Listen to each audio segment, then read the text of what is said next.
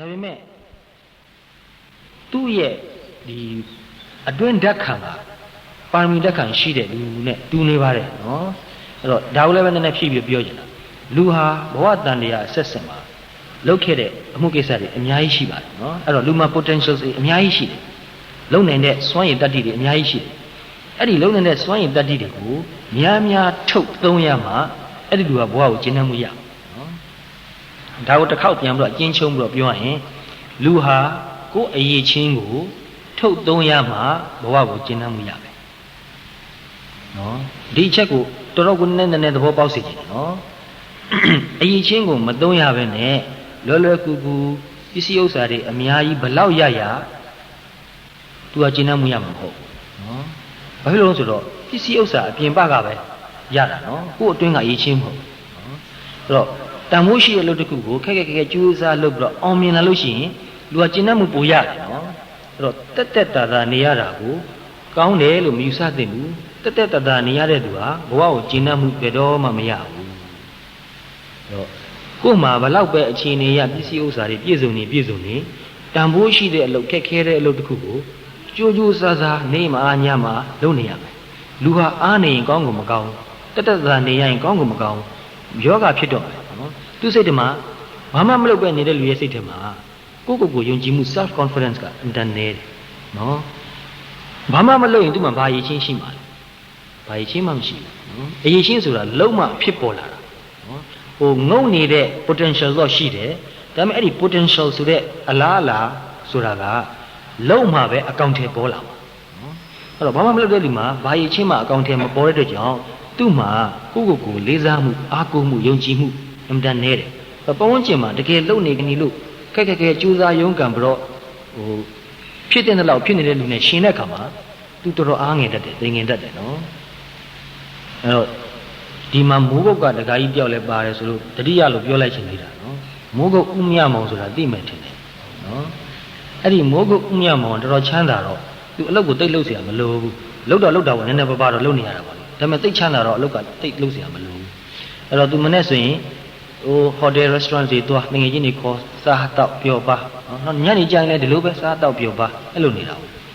့နောက်တော့အချိန်နေရသူခဏဟိုအထင်သိမ့်ခါရတယ်ဆိုတော့အဲ့ဒီမှာစာရေးဆရာတော်သားဆွေနဲ့တော့တွေ့တယ်တဲ့နော်အဲ့ဒီအကြောင်းလေးနဲ့ဖတ်ရတယ်ဟိုတနေ့တော့တော်သားဆွေသမီးနဲ့တွေ့တယ်နော်အဲ့တော့ तू ကဘယ်လိုပြောလဲဆိုတော့တော်သားဆွေနဲ့ဘဝချင်းလဲလို့ရရင်လဲခြင်းတယ်လို့တောင်ပြောတယ်ဘာလို့လဲဆိုတော့တော်သားဆွေဘဝကဥပ္ပဒအဓိပ္ပာယ်ရှိနေတယ်တနည်းအားဖြင့်ပေါ့လေ relatively နိုင်ရှင်ပြီးပြောရမှာဆိုရင်အဓိပ္ပာယ်ပိုရှိလို့ဖြစ်နေတယ်နော်ဒါကြောင့်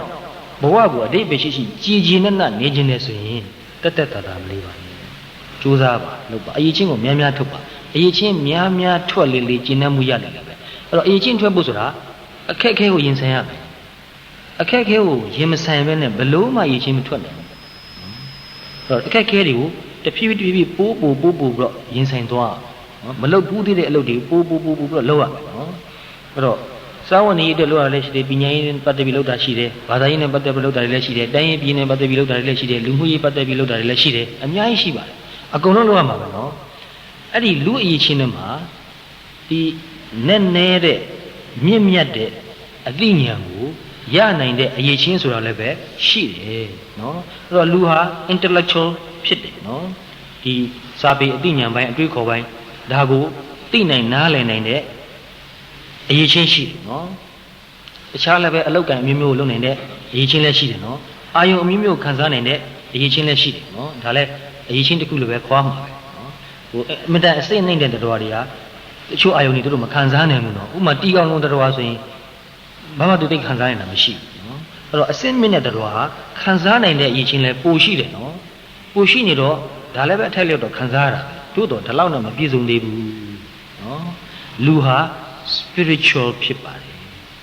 ်ဒီချက်ကအင်မတန်လေးနဲ့ပါတယ်နော်အဲ့တော့လူဟာကြံတဲ့အဲ့ဒီပညာရေးနဲ့ပတ်သက်တဲ့လောကီနဲ့ပတ်သက်တဲ့ဗဟုသုတတွေဘလောက်ရှာနော်ပစ္စည်းဥစ္စာတွေရှာပြီးတော့ကာမဂုဏ်အာယုန်တွေဘလောက်ပဲခံစားအဲ့ဒီ spiritual နဲ့ပတ်သက်တဲ့လေးနဲ့တဲ့မြင့်မြတ်တဲ့တန်ဖိုးရှိတဲ့ဟိုစိတ်ဓာတ်နဲ့အသိဉာဏ်ပိုင်းဆိုင်ရာလုပ်ငန်းကိုမလုပ်လို့ရှိရင်ဘဝကိုတကယ်ကျင့်တတ်မှုမရနိုင်ဘူးနော်ဒါကြောင့်ဒီ religion လို့မသုံးမနဲ့ spiritual လို့ပို့ပြီးတော့သုံးကျင်တာနော်အဲ့ဒါလို့လူတွေရဲ့ဓာတ်ခံမှာ spiritual နဲ့ပတ်သက်တဲ့ဓာတ်ခံရှိတယ်နော်အဲ့ဒီဓာတ်ခံများရှိတဲ့သူဟာဘဝကိုပို့ပြီးတော့မကြည်မနှံ့ဖြစ်တယ်နော်ဖြတ်ပြီးတော့ပြောလိုက်ချင်တာနော်ဘာဖြစ်လို့လဲန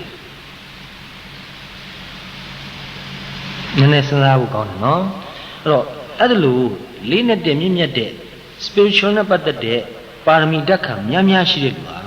လောကီကြီးတွေဘလောက်ကြိုးစားဘလောက်အောင်မြင်သူစိတ်ထဲအဲ့ဒါကိုပြန်သုံးတတ်တဲ့ခါမှာငါဘဝဒါလောက်ပဲလားဆိုတာကိုမေးပြီးတော့ဒါနဲ့သူကျင့်နှံ့မှုမရဘူးငါမှဘွဲရှိတယ်ယာတုရှိတယ်ပတ်စံရှိတယ်ဂုံရှိတယ်အိမ်ရှိတယ်ကားရှိတယ်အိမ်တော်ရှိတယ်သားသမီးရှိတယ်အကုန်ရှိတယ်ပြန်စဉ်းစားကြည့်တဲ့ခါမှာစိတ်ထဲမှာပြန်ကြည့်တဲ့ခါမှာကျင့်နှံ့မှုမရှိဘူး satisfaction ဆိုတာမရှိဘူးနော်အဲ့တော့အသိဉာဏ်ပိုကြီးလေမကျင့်နှံ့မှုပိုကြီးလေပဲလို့ပြောရမယ်နော်လောကီနဲ့ပတ်သက်တဲ့ကိစ္စတွေကိုကျင့်နှံ့မှုမရလေလို့ပြောရမယ်နော်အသိဉာဏ်နဲ့နှိမ့်တဲ့လူဟာတောင်းလောကီငွေကြေးကုန်နဲ့ပဲသူကအင်မတန်ပြောနေတာပဲသူမှမကျင့်နှံ့မှုဆိုတာဖြစ်မလာဘူးနော်သူအင်မတန်ပြောနေတယ်အသိဉာဏ်လေးနဲ့လေးဒါကိုပြန်ကြည့်ပြီးတော့ is that all ဘဝမှာဒါအကုန်ပဲလားဒီထက်ပိုမရှိတော့ဘူးလားသူပြန်စဉ်းစားတယ်နော်အဲ့ဒါမျိုးကိုလေးနဲ့သဘောပေါက်ဖို့လို့တယ်ဒီချက်ကိုပို့ပြီးတော့အလေးထားပြီးပြောတာတခြားမဟုတ်ပါဘူးနော်ဘုံမလည်းပြောရတယ်ဒီဘုံလည်းနည်းနည်းငယ်စဉ်ကတည်းကကိုပဲငယ်စဉ်ဆိုတာကအသက်20ကျော်အစိတ်ပေါ့လေနော်အဲ့ဒီတည်းကလည်းအဲ့ဒီလိုခံစားချက်မျိုးတော်တော်ပြင်းပြင်းထန်ထန်ခံစားခဲ့ရတယ်နော်သူတို့လောက်တော့ပစ္စည်းဥစ္စာမကြွယ်ဝဘူးမချမ်းသာဘူးကိုယ့်အကူအင်တန်ဘဝကိုရုန်းကန်ပြီးတော့ကြိုးစားပြီးတော့ကိုလိုချင်တာတွေကိုဖြစ်ချင်တာတွေဖြစ်အောင်လုပ်ခဲ့ရတယ်တော်တော်များများပဲဖြစ်လာတဲ့အခါမှာတေချာပြန်စဉ်းစားကြည့်တော့ကျင့်နှံ့မှုမရအောင်အဲ့လိုကျင့်နှံ့မှုမရတော့အခုနဆရာဝန်ကြီးလိုပဲပြောရရင်ဒီပုံလာပဲနှစ်တော်ကြာ atheist ဖြစ်နေပဲနေခဲ့တယ်နော်ဒါရိုးရိုးသားသားပုံလင်းပြောချင်တာပါတက္ကသိုလ်မှာပုံစံတွေဖြည့်တဲ့အခါမှာကိုယ်ကွယ်သည့်ဘာသာဆိုတဲ့အညာမှာနော်မရှိသေးပါလို့ထည့်ခဲ့တယ်မရှိသေးပါနော်ပထမဦးဆုံးထည့်တော့ကတော့မရှိလို့ထည့်လိုက်တာထည့်တော့တငင်းတောက်ကမင်းစကားတူလုံးနဲ့ရိုင်းနေတယ်နော်အဲ့လိုဆိုရင်လည်းငါမရှိပါလို့ထည့်လိုက်မယ်ဆိုတော့ तू ကမရှိပါဆိုတာလည်းပဲသိမကောင်းသေးဘူးတဲ့မရှိသေးပါဆိုရင်ပိုကောင်းတယ်ဆိုတော့စဉ်းစားကြည့်နော်ဒီစကားလုံးလေးမရှိဆိုတဲ့စကားလုံးနဲ့မရှိပါဆိုတဲ့စကားလုံးနဲ့မရှိသေးပါဆိုတာနဲ့ဟာအတိတ်ပဲအတိမ်နဲ့အင်မတန်ကွာခြားတာပဲနော်မရှိသေးဆိုတာကအနာဂတ်အတွက်အလားအလာကိုဖွင့်ထားတယ်နော်ပိတ်မထားဘူးနော်အဲ့ဒါတော်တော်ကျေးဇူးတင်တယ်ဒီတကယ်ချင်းနော်အဲ့ဒါလိုပဲ atheist ဖြစ်နေခဲ့ပေမဲ့စာပေတွေအများကြီးဖတ်တဲ့ခါမှာဒီ spirituality နဲ့ပတ်သက်ပြီးတော့နော်စိတ်ဓာတ်နဲ့အသိဉာဏ်လေးနက်မှုမြင့်မြတ်မှုနဲ့ပတ်သက်တဲ့ဖတ်မိတဲ့ခါမှာစိတ်ကအင်မတန်နှိမ့်ချိုက်တယ်အင်မတန်စိတ်ဝင်စားတယ်ဒီဟာအတွက်ပဲအချိန်အများကြီးပေးပြီးလေ့လာတယ်နော်အဲ့ဒီကလေးကပဲပါဠိတော်မြန်မာပြန်နေဖတ်တယ်ပါဠိတော်အင်္ဂလိပ်ပြန်နေဖတ်တယ်ပါဠိတော်နေတရားတွေလည်းဖတ်လာတယ်ဘယ်သူမှတော့သင်ပေးတာလည်းမဟုတ်ဘူးဘယ်သူမှလည်းမတက်တုံးဘူးနော်ကိုယ့်အကူရွှေဒီကုံဘုရားရှိခိုးတွားပြီးစာအုပ်တွေဝယ်ဖတ်တာဖတ်ပြီးအဲ့ဒီမှာတရားအထုတာနဲ့ပတ်သက်တာလေးနည်းနည်းပါးပါးတွေ့လို့ရှိရင်ကိုယ့်အကူပဲတရားထိုင်တယ်ဒါပေမဲ့မိတ်ဆွေတယောက်ကလည်းပဲတရားထိုင်မှုရတိုက်တွန်းခဲ့တာရှိပါတယ်နော်သူ့အိမ်မှာလည်းပဲသူနဲ့တူတခါတရံတရားထိုင်ခဲ့ပါတယ်အဲ့လိုတရားထိုင်လို့နည်းနည်းစိတ်တည်ငြိမ်အေးချမ်းမှုရလာတဲ့ခါကျမှနည်းနည်းစိတ်ကတက်တာရချမ်းသာတယ်နော်ဒါပေမဲ့လည်းပဲအခုနဂျိုးပိုလန်လိုပဲပြောရမယ်ဆိုရင်နောက်ဆုံးတော့အဲ့ဒါတွေအကုန်လုံးထားခဲ့လိုက်တာပဲအဲ့တော့ဒီဆရာဝန်ကြီးအကြောင်းကိုဒီပုံပုံသိစိတ်ဝင်စားတာတစ်ချက်ကဘာလို့ဆိုတော့ကိုယ်တိုင်ခံစားခဲ့ရတာ ਨੇ တော်တော်လေးနီးစပ်မှုရှိနေတယ်ဒါကြောင့်သူ့ကိုသိစိတ်ဝင်စားတယ်သူပြောတာကိုနားထောင်နေရင်ပဲသိတယ်သူဘယ်လိုခံစားရတယ်ဆိုတော့သိတယ်နော်သူဘယ်လိုတွေးတယ်သူဘယ်လိုခံစားရတယ်သူဘယ်လောက်အခက်ခဲကိုရုန်းကန်ခဲ့ရတယ်ဆိုတော့သိတယ်နော်အဲ့တော့လောကီရင်းနဲ့ပတ်သက်ပြီးတော့အများကြီးကြိုးစားပြီးတော့ရလာပြီးမှဒါလည်းမလို့ချင်းတခြားလည်းဘာလို့မှမသိတဲ့ခါမှာဒီဂျားကာလဟာအင်မတန်ခါခက်တဲ့ကာလဖြစ်ပါတယ်အင်မတန်ဆင်းရဲပါတယ်နော်လမ်းပြောက်နေတဲ့လူဖြစ်နေတယ်ဘာလို့မှမသိဘူးနော်အဲ့ဒီလိုဂျားကာလမှာသူလမ်းပြောက်တယ်လို့ဖြစ်ပြီးတော့အခက်ခဲအကျက်တဲ့တွေ့နေရတာကိုလည်းသူ့ကိုသိကိုချင်းစာနေတယ်သူနဲ့ပြောရင်ဆိုရင်လည်းပဲဘုံမောလည်းကိုယ့်အကြောင်းကိုပြောပြတော့သူကလည်းပဲသူ့ကိုနားလည်နိုင်တယ်ဆိုတာကိုသူသိတော့သူပို့ပြောတယ်လဲသူပြောလာတယ်နော်အဲ့တော့လူတယောက်နဲ့တယောက်စကားပြောတဲ့အခါမှာသူ့ကိုကတကယ်နားလည်နိုင်တယ်ကိုချင်းစာနိုင်တယ်သူခံစားနေရတာကိုကိုကလည်းပဲနည်းနည်းဖြစ်ဖြစ်မျှပြီးတော့ခံစားနိုင်တယ်ဆိုရင်အဲ့လူနှစ်ယောက်ကစကားပြောတာပို့ပြီးတော့ပွင့်လင်းမှုရိုးသားမှုလှိုက်လဲမှုရှိလာတယ် တယောက်ကိုတယောက်တကယ်ကိုနားလည်နေတာပဲနော် heart to heart ပဲစကားပြောနေရတာနော်သိအားရစရာကောင်းတယ်သိကျင်နာစရာကောင်းတာပဲသိဝမ်းသာတယ်အဲ့ဒါမျိုးကတစ်လုံးပြန်မမေ့နိုင်ဘူးနော်ဒီလူနဲ့ပြန်တွေ့ကျင်တယ်ပြန်ပြောကျင်တယ်သူကလည်းတွေ့ကျင်နေတယ်လို့ဆိုတယ်တွေ့ဖို့ရရက်တရက်တော့ရွေးအောင်အခုသူလည်းပဲတရားဝင်တယ်လို့နည်းနည်းမအားဘူးနော်အဲ့တော့သူ့ဘဝကိုပို့ပြီးတော့နားလည်နိုင်အောင်နည်းနည်းကြိုးစားစေချင်တယ်နော်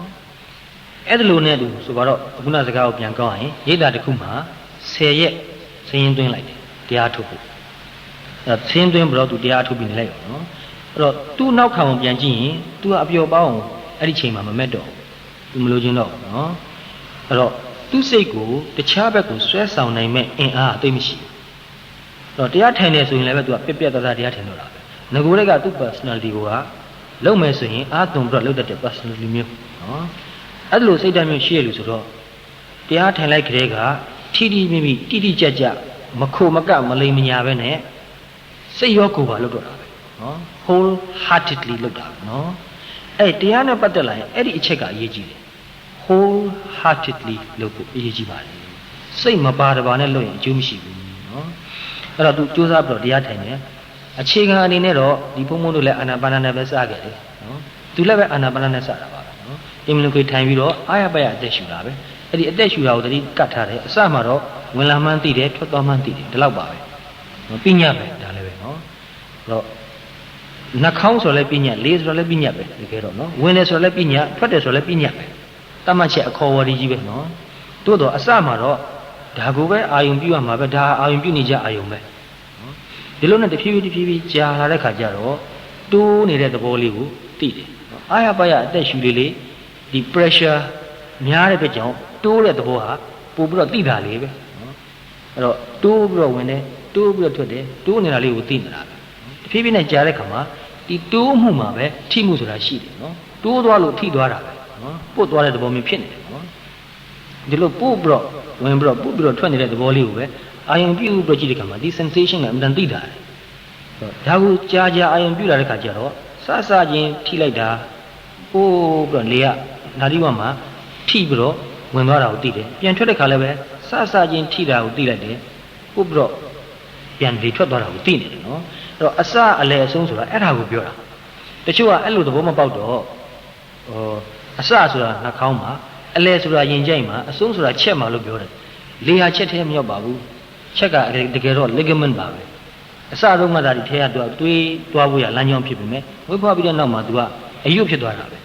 နော်ဒီထက်မှလေမရှိဘူးအထင်နဲ့ပဲပြောတာပါနော်ပြောတော့ဘာဖြစ်ဖြစ်ပေါ့လေဒီအစလည်းဆုံးလို့ဆိုတဲ့စာပေထဲမှာပါတဲ့စကားရဲ့အဓိပ္ပာယ်ကစိတ်ကိုနေရာရွှေ့ရမယ်လို့ဆိုလိုတာမဟုတ်ဘူးနော်တတိကိုနေရာရွှေ့ရမယ်လို့မဆိုလို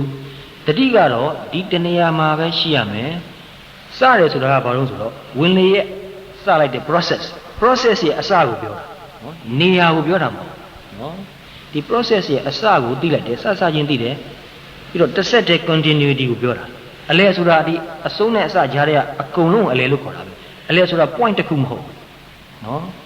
အလဲဆိုတာဒီကြားထဲအားလုံးကိုပြောတာပဲနော်တော့စချင်းသိရမယ်အလဲမှာအကုန်လုံးကိုတစ်ဆက်တည်းသိရမယ်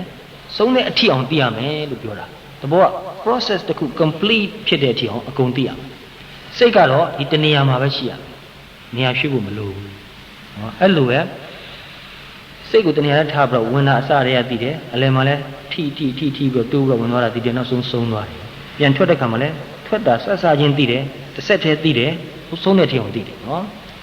တစ်ဆက်တည်းဖြစ်ဖို့အရေးကြီးတယ်နော်သိမှုဟာတစ်ဆက်တည်းဖြစ်သွားရမယ်ဒီအချက်ကအမှန်တန်အရေးကြီးတယ်နော်ဒီအချက်တစ်ချက်ကိုသဘောမပေါက်လို့ရှိရင်အာနာပါနအားထုတ်လို့အဆင်မပြေနိုင်တော့အဲ့လိုပဲထိတိမိမိကျိုးစားအားထုတ်သွားလို့ရှိရင်ဒီစတဲ့ခါမှာတိုးတဲ့သဘောထိတဲ့သဘောဟာဒီအလဲကြားမှာသူ့အခြေအနေနည်းနည်းပြောင်းတယ်နော်သူ့ရဲ့ speed ကလည်းပြောင်းနေတာနော်အဲ့တော့ထိမှုကလည်းနည်းနည်းပြောင်းသွားတယ်ဆုံးကနီးကြတော့နည်းနည်းယော့ပြီးတော့နောက်ဆုံးအဆုံးမှာရပ်သွားတာရပ်သွားပြီးပြန်ထွက်တဲ့အချိန်မှာမထွက်ခင်ဒီကြားလေးမှာအထွက်နဲ့အဝင်ကြားလေးတွေမှာနည်းနည်းလေး gap လေးရှိတယ်နော်အဲ့ဒီ gap လေးကိုပါသိမှရတယ်မရလို့ရှိရင်စိတ်ကအင်တန်ခင်းမြန်တယ်အဲ့ဒီ gap ထဲမှာသူတစ်ခုပြန်စဉ်းစားနော်တစ်ခုသူစဉ်းစားလိုက်တာအဲ့ဒီအချိန်မှာရနေတယ်ဆိုတာလေးကိုသိခြင်းလဲသိထားသို့မဟုတ်ရင်ဒီနှာခေါင်းနဲ့နီးတဲ့နေရာကအခုထိနေတာလေးကိုပဲ ချက်ချင်းအာရုံပြုလိုက်ရ split second ပဲကြာတယ်နော်ဒီ second ဒီကြားလေးထဲမှာစိတ်ကလေးအပြင်ထွက်မသွားဘူးတတိထားဖို့လိုတာတော့ထွက်လေမှလည်းဒီလိုပဲထွက်လေကုံသွားတဲ့အခါမှာခဏလေးရက်နေတာဒါသဘာဝပဲဘယ်သူမှထွက်လေကုံတဲ့ချိန်မှာချက်ချင်းပြန်မရှိဘူးချက်ချင်းပြန်ရှင်ရင်ဘာဖြစ်မယ်ထင်လို့မောလာတယ်နော်ဒါထုံးစံမယ်ထွက်လေဆုံးသွားတဲ့ချိန်မှာတစ်စက္ကန့်လောက်လေးဖြစ်ဖြစ်ရက်နာတဲ့သဘောလေးရရှိတယ်ပြီးမှတစ်ခါပြန်ရှူတယ်နော်အဲ့တော့အသက်ရှူတာကိုမမောခြင်းအဲ့ဒီထွက်လေဆုံးသွားတဲ့ခါမှာဒီကိုယ့်ရဲ့ရင်ထဲမှာကိုယ့်ရဲ့ diaphragm နော်ဒီ muscle တွေဟာအကုန်လုံး relax ဖြစ်သွားတဲ့ထီအောင်လျှော့ချပြီးတော့ခဏနားတဲ့ချိန်မှာလည်းသိနေရမယ်သိပြီးရင်ဒီခါပြန်ပြီးတော့ပြန်ရှူအောင်နော်အဲ့လိုရှူလို့ရှိရင်ကြာကြာရှူပေမဲ့လည်းမမောဘူးဘာမှမဖြစ်ဘူးနော်အဲ့လိုထိထိမိမိစူးစူးဆိုက်ဆိုက်ကြာကြာအားထုတ်လာတဲ့ခါမှာဒီထွက်လေဝင်လေရဲ့အပူအေးမတူမှုကိုလည်းပဲပိုသိလာတယ်နော်အဲ့တော့ဝင်လာတဲ့လေကနည်းနည်းလေးအေးတယ်ထွက်သွားတဲ့လေကနည်းနည်းလေးနှွေးတယ်အဲ့တော့ဒီချားနာမှုကိုလည်းသိဖို့လိုတယ်နော်အဲ့တော့အစမှာတော့အကျဉ်းစားဝင်တယ်ထွက်တယ်ဆိုတာတော့ပဲသိတယ်နောက်တစ်ဖြည်းဖြည်းနဲ့တိုးတယ်ဆိုတာကိုသိတယ်နောက်တစ်ဖြည်းဖြည်းနဲ့ဒီတိုးတာကိုတစ်ဆက်တည်းပဲသိတယ်ဒီတိုးတဲ့သဘောလေးနဲ့ထိတဲ့သဘောလေးဟာအချင်းကြီးမတူဘူးပြောင်းလဲနေတယ်ဆိုတာကိုလည်းသိတယ်ပူမှုအိမ်မှုကိုလည်းသိလာတယ်နော် details တွေပိုသိလာတယ်အသေးစိတ်လေးတွေကိုပိုသိလာတယ်အသေးစိတ်ကိုပိုသိမှသတိပိုမြဲတယ်အသေးစိတ်ကိုမသိလို့ရှိရင်အာယုံကသိမထင်ရှားသလိုဖြစ်ပြီးတော့စိတ်ကတခြားကိုထွက်တတ်တယ်အဲ့တော့အာယုံထင်ရှားမှအဲ့ဒီအာယုံမှာစိတ်ကနေနိုင်တယ်နော်အာယုံကိုသူမိမိရဆုပ်ကန်နိုင်တယ်ဆိုတဲ့သဘောပဲဆိုပါတော့စိတ်နဲ့ပဲဆုပ်ကန်တဲ့သဘောအာယုံကမထင်ရှားလို့ရှိရင်ဆန်းတော်ဝါဖြစ်သွားတယ်စိတ်ကရောင်နယ်ဖြစ်သွားတယ်ဘာလို့အမှမသိဘူးအဲ့လိုစိတ်ကအာယုံမရှိဘဲနဲ့နေလို့မရဘူးအာယုံမထင်ရှားရင်ထင်ရှားတဲ့အာယုံတစ်ခုယူလိုက်တာပဲတခြားကိုပြောင်းလဲမှုဆိုတာဖြစ်သွားတာပဲနော်အဲ့တော့အဲ့ဒီလိုသူကအာနာပါနကိုတော်တော်ကိုစူးစူးဆက်ကျူးဆဆရက်တော်ကြာကြာအားထုတ်လိုက်တယ်တနေ့ကို12နာရီလောက်တရားထိုင်ရတယ်ထိုင်ချိန်တက်တက်က12နာရီလောက်ရှိတယ်နော်အဲ့ကျန်တဲ့4နာရီ5နာရီလောက်ကတခြားကိစ္စလေးတွေလုပ်ရတယ်လမ်းလေးပါလေးရှောက်ရတယ်နော်အဲတရားနာရတယ်နောက်ကျန်တဲ့ချိန်ကတော့စားချိန်တောက်ချိန်အိတ်ချိန်ပဲဆိုတော့နော်အဲ့ဒါလို့ရက်နည်းနည်းကြာလာတဲ့ခါကျတော့ဒီထက်မှသူပြောတဲ့စကားတခုကတရားအားထုတ်ခါစားတုန်းကတဲ့နေရပြည်ရောက်နေတယ်လို့ပဲနော်ဒါလေးလည်းဘဟုတဖြစ်နေသိစေချင်တယ်နော်ဘာဖြစ်လို့ငရဲပြည်ရောက်နေလဲလို့သူပြောလဲဆိုတော့သူတို့အနောက်နိုင်ငံသားတွေဟာဒီလိုကြမ်းမြင်ပေါ်မှာတင်မလင်ခွေထိုင်တဲ့အလေးချင်းမရှိဘူးတဲ့အများအားထိုင်နေပဲထိုင်တာရိတ်တံမှာတရားထုတ်ဖို့စင်းသွင်းထားတယ်ဆိုတော့အများပြိတ္တအားလုံးကကြမ်းမြင်ပေါ်ထိုင်တယ်သူကမှထူးပြီးတော့အခွင့်အရေးယူလို့မရအောင်နော်ဓာတ်လူယူတူပဲသူ့စိတ်ကလည်းပဲအများနဲ့ပို့ပြီးတော့အခွင့်အရေးယူခြင်းနဲ့စိတ်မရှိဘူးနော်အဲ့တော့အများလို့ဒီလိုပဲသူလုပ်တာပဲအများစားတယ်လို့စားတာအစားတောက်ကလည်းအင်တန်ယူတယ်ကိုယ်တိုင်တခြားပြင်ပကအစားတောက်ကိုယူမလာရဘူးဧည့်သည်မလာရဘူးစာမေးရအောင်စာမဖတ်ရအောင်တယ်လီဖုန်းမပြောရဘူးအပြင်ကိုလုံးဝမထွက်ရဘူးယောဂီအချင်းချင်းလည်းစကားမပြောရဘူးအင်မတန်စိတ်ကတင်းကျပ်တယ်နော်အဲ့တော့သူတို့လူမျိုးဟာအင်မတန်လွတ်လွတ်လပ်နေတဲ့လူမျိုးဖြစ်တယ်စိတ်ကတခုလှုပ်ချင်တဲ့စိတ်ပေါက်လာရင်ချက်ချင်းထားလို့တဲ့အကျင့်ရှိတယ်အဲ့ဒါလိုလူကငြင်းငြင်းလေးတဏှာကြီးထိုင်ရမယ်ဆိုရင်ဒါနဲတဲ့တာဝန်မဟုတ်ဘူးမလွယ်လှဘူးနော်တော့ထိုင်ရတာလည်းပဲညောင်းညာကြိုက်ခဲမှုအင်တန်ကြီးပါတယ်နော်အဲ့ဒီအနောက်နိုင်ငံသားတယောက်ပဲဘယ်လိုပြောလဲဆိုတော့ခင်လဲခင်နေတော့သူကပြောတယ်ငါတရားထုတ်ခါစားတော့ငါတဲ့သူများလိုပဲကြောင်းမြင်မှာတင်မခွေထိုင်လိုက်တာတဲ့ငါဒူကနရွက်နာရောက်နေတယ်ထိုင်လို့မရအောင်စောင်းကြောင်ထိုင်လို့ကြီးဖြစ်နေတယ်နော်အင်မတန်ဒုက္ခကြီးပါတယ်တဲ့မလွယ်လှပါဘူးတို့တော့လည်းပဲတဖြည်းဖြည်းနဲ့ထိုင်တာကြာတော့တင်မခွေထိုင်လို့ရသွားပါတယ်နော်နောက်ဒီအရှိတိုင်းဆိုတာကပူတဲ့နိုင်ငံဖြစ်တယ်နော်သူတို့ကအနောက်တိုင်းမှာမွေးဖွားလာတဲ့အေးကိုကြိုက်တယ်အဲ့တော့အရှိတိုင်းကအမြဲတမ်းပူတော့ပူတဲ့ခါမှာတက်တာအောင်ခဏခဏရွှေ့မယ်ပြောမယ်ရက်လေးခမ်းမယ်ပန်ကားလေးခမ်းမယ်အဲကွန်ဖွင့်ထားမယ်ဆိုရင်တော့တော်သေးတာပေါ့အခုတော့ရိတ်တာမှာအဲ့ဒီ facility တွေတခုမှမရှိဘူးနော်အဲ့တော့ဖြစ်တယ်လို့ပဲထိုင်းနေရတာဆိုတော့ရာသီဥတုပူတော့ချွေးရွှေပေါက်တွေကြာတယ်တရားအထုတ်ခါစားမှာဒီလိုတရားထိုင်ရတော့က very stressful နော်တရားထိုင်ရတာကနည်းနည်းပင်ပန်းမှုရှိတယ် stress ကရှိတယ်နော်ခန္ဓာကိုယ်လည်းပဲထိန်းထားတဲ့သဘောမျိုးရှိနေတယ်စိတ်ကိုလည်းပဲထိန်းထားတဲ့သဘောကရှိနေတာနည်းနည်းလေးပင်ပန်းတော့ချွေးရပို့ထွက်တယ်ဒါအထုတ်ကစားမှာတော်တော်များများလိုပဲဖြစ်တတ်ပါတယ်နော်အဲ့လိုထိုင်ရတော့ပူလောင်ကြိုက်ခဲပြီးတော့မချိမဆန့်ဘူးပဲသူ့မှာဒုက္ခဝေဒနာကိုခံစားရတယ်ဒါပေမဲ့ဇွဲကောင်းတဲ့လူဖြစ်တယ်အဲ့ဒါကိုပဲတမာတိကောင်းကောင်းနဲ့ကြည်တိတိပတိအာနာပါနကိုမရမကသတိကတ်တာ 3ရက်4ရက်လောက်ကြာလာတဲ့ခါကျတော့တဲ့အဲ့ဒီကြိုက်ခဲတာတွေညောင်းညွန်တာတွေပူတာတွေကတဖြည်းဖြည်းတက်တာသွားပြီးတော့တော်တော်ကိုနေတာထိုင်တာရှိသွားတယ်နော်အဲ့ဒါလည်းပဲသမာဓိရဲ့အရှိန်လည်းပါပါတယ်နော်အလေးကျင့်သဘောလည်းပါပါတယ်အဲ့ဒီမှာနည်းနည်းဖြည့်ပြီးတော့ပြောရမယ်ဆိုရင်ဒီတရားထိုင်လို့သတိသမာဓိနည်းနည်းလေးကောင်းလာပြီဆိုရင်ဒီဝေဒနာကိုလည်းတိခံပြီးတော့ထိုင်တော်လို့ရှိရင်ဒီခန္ဓာကိုယ်ဟာသူက endorphin အများကြီးထုတ်ပေးလာတယ်နော် endorphin လို့ခေါ်တဲ့ဓာတ်တစ်မျိုး chemical တစ်မျိုးနော်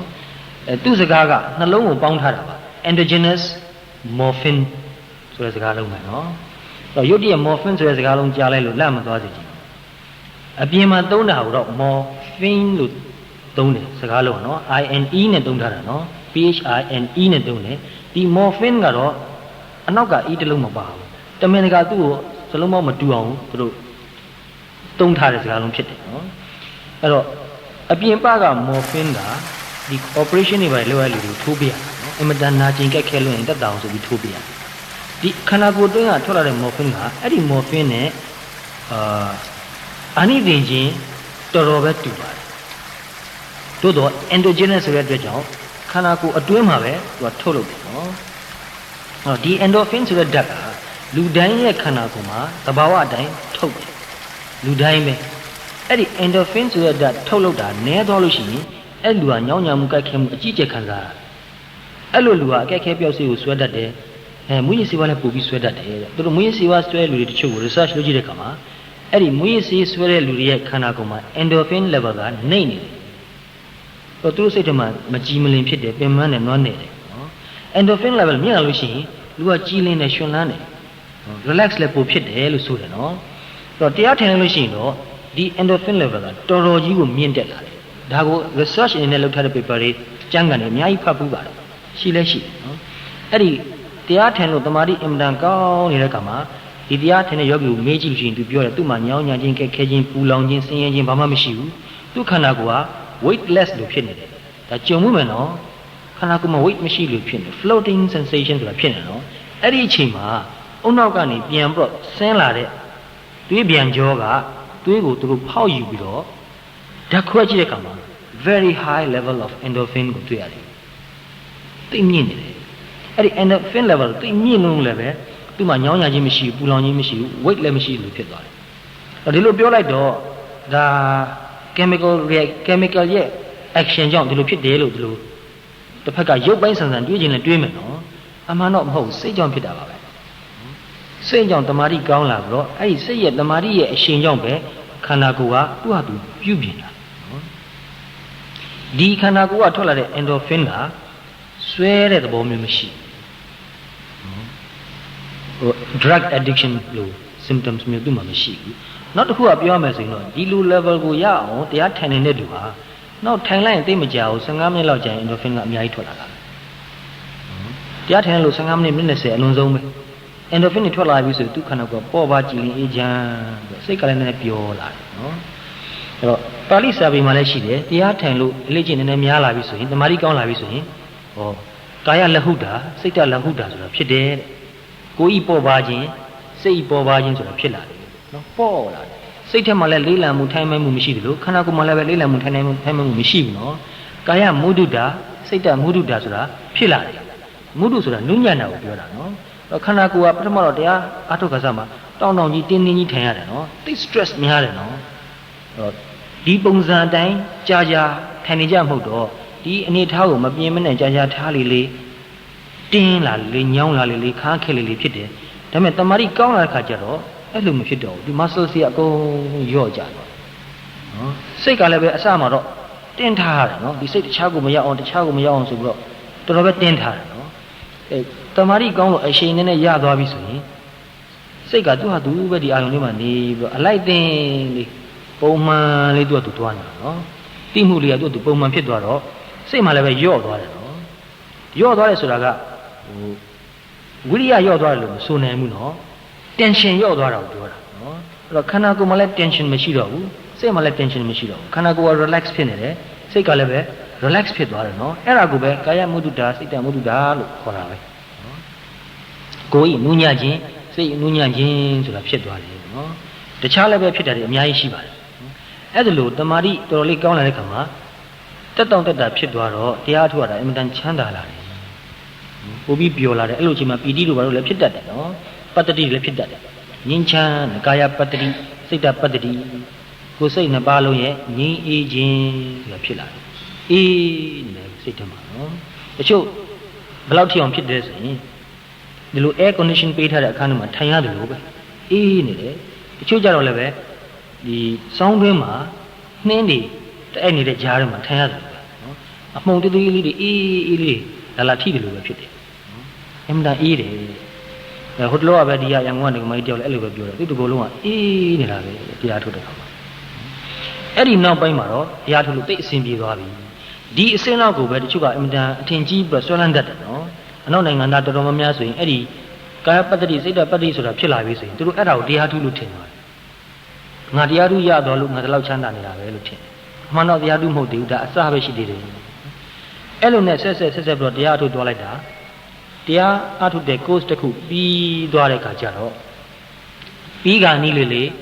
သူကစိတ်ချမ်းသာကိုချမ်းသာဖြစ်တယ်လေပြီးကနီးလေလေစိတ်ချမ်းသာကိုချမ်းသာဖြစ်လေအဲ့လိုဖြစ်လာတာနော်course တစ်ခုပြီးသွားတဲ့ခါကျတော့သူ့ကိုယ်သူဘယ်လို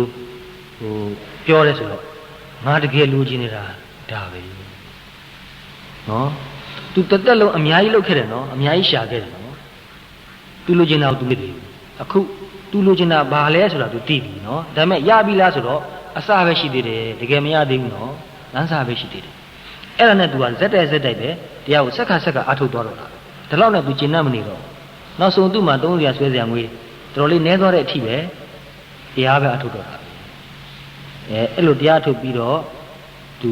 ူအင်္ဂလန်ပြန်သွားတယ်ကနေဒါကိုလည်းပြန်သွားတယ်နော်မလို့ပြန်လို့ရတော့မယ်မလို့မဖြစ်ဘူးဒါပေမဲ့အဲ့လိုပြန်သွားတဲ့အချိန်မှာသူဟာလူသစ်စိတ်သစ်ဖြစ်သွားပြီသူ့မှာဘာ depression မှမရှိတော့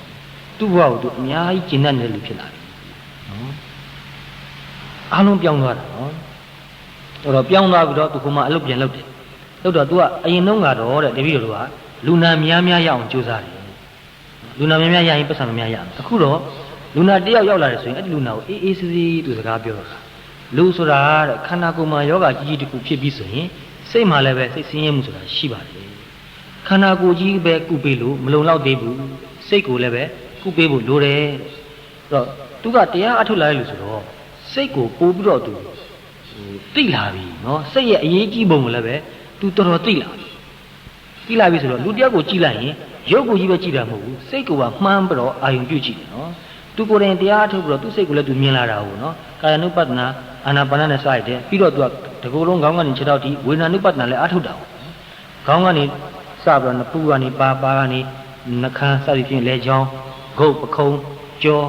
နော်ခြေတွေလက်တွေအစုံထိအောင်တတိနဲ့အကုန်လုံးရှုမှတ်တာဟုတ်အဲ့ဒါလို့ရှုမှတ်တာဆိုတော့သူကကာယကိုလည်းနားလည်လာပြီဝေဒနာရဲ့သဘောကိုလည်းသူနားလည်လာပြီပြီးတော့စိတ်ထဲမှာဖြစ်ပုံတွေကိုလည်းပဲတတိနဲ့ကြည့်ပြီးတော့သိပြီးတော့နေလာတဲ့ခါကျတော့စိတ်ကိုလည်းသူသိလာပြီနော်သူတရားထုတ်တဲ့ကာလကအင်မတန်ကြာတယ်နော်ဇက်တိုက်အကြာကြီးအားထုတ်နေတာဆိုတော့နော်တဖြည်းဖြည်းနဲ့စိတ်ရဲ့သဘောကိုသူကောင်းကောင်းသိလာပြီတော့သူဘယ်လိုပြောလဲဆိုတော့အရင်တုန်းကတပည့်တော်တို့ကစိတ်ဆင်းရဲစရာတစ်ခုခုရှိလာပြီဆိုရင်တဲ့သူများကိုပဲအပြစ်တင်တယ်ဘယ်သူကြောင့်ဘယ်ဝါကြောင့်ငါမှစိတ်ဆင်းရတယ်ဒီလိုအပြစ်တင်တယ်တဲ့ဒီလိုတရားထုတ်လို့စိတ်ချမ်းသာနေတဲ့ခါကျတော့ဒီစိတ်ကိုကြည့်တဲ့ခါကျတော့ပြင်ပကဘာကြီးဖြစ်နေကိုယ်စိတ်ကိုထားတိုင်ချမ်းသာနေတာပဲဆိုတာတွေ့ရတယ်နော်တော့အရင်တုန်းကစိတ်ချမ်းသာမှုကအပြင်မှာရှိလို့ထင်တယ်အခုတော့စိတ်ချမ်းသာမှုဟာစိတ်ထဲမှာပဲရှိတယ်ဆိုတာကိုလည်းသိလာတယ်ပြင်ပမှာရှိတဲ့အရာတွေကတော့စာဝတ်နေရေးအတွက်အစဉ်ပြေအောင်ထောက်ပံ့တော့ဖြစ်ပါတယ်နော်အကူအညီထောက်ပံ့တော့ရတဲ့လောက်တော့ရပါတယ်သို့တော့သူတို့ကလုံးလုံးလျားလျားကြီးသူတို့ဘုံမှာမူမတည်ဘူးနော်များမူတည်တာကတော့ကိုယ်စိတ်ပဲနော်အဲ့ဒါလို့ तू ကစိတ်ကိုတခြားနားလည်လာတဲ့ခါကျတော့လူတယောက်ကိုကြည့်လိုက်ပြီဆိုရင်ရုပ်ကိုကြီးပဲကြည့်တာမဟုတ်တော့ဘူး तू ကစိတ်ကိုပါမှန်းပြီးတော့ကြည့်နိုင်တဲ့အရှင်ရှိလာတယ်နော်ဒါလည်းပဲစိတ်ဓာနုပဒနာကိုကြာကြာအားထုတ်တဲ့လူဆိုရင်ပို့ပြီးတော့ဖြစ်တယ်သူများစိတ်ကိုကိုယ်စိတ်နဲ့နည်းနည်းလေးကျွန်းလုပ်တယ်နော်သူများစိတ်ကိုသိကြရင်ကိုယ်စိတ်ကိုအရင်သိပါနော်ရှင်သာရိပုတ္တရာမထေရကြီးမှာခဲ့တဲ့စကားပါနော်ကိုယ်စိတ်ကိုပို့သိလာလေသူများစိတ်ကိုလည်းပို့ပြီးတော့သိလာလေကိုယ်စိတ်ကိုပိုသိလာတော့သူများကိုလည်းပို့ပြီးတော့ကိုချင်းစာတတ်တယ